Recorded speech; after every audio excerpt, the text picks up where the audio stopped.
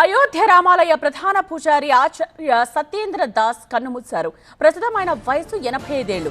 ఫిబ్రవరి 3న ఆయన మధుమేహం, బీపీతో బాధపడుతూ లఖన్పూర్లోని ఆసుపత్రిలో చేరారు. ముందుగా ఐసీయూలో ఉంచి చికిత్స అందించారు ఎస్జీపీజై వైద్యులు.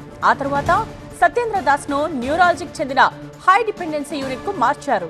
9 రోజులుగా ఆసుపత్రిలోనే ఉంచి అనుక్షణం ఆయన ఆరోగ్య పరిస్థితిని కనిపెట్టుకుంటున్నారు.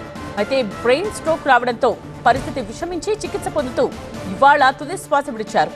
1992 డిసెంబర్ 6న బాబ్రీ మసీద్ కూల్చివేసిన సమయంలోనూ సత్యేంద్ర దాస్ తాత్కాలికంగా రామమందిరానికి పూజారిగా ఉన్నారు.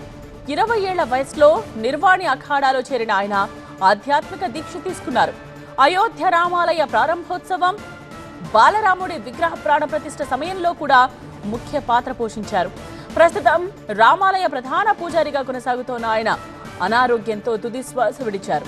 సత్యేంద్ర దాస్ మృతి నేపథ్యంలో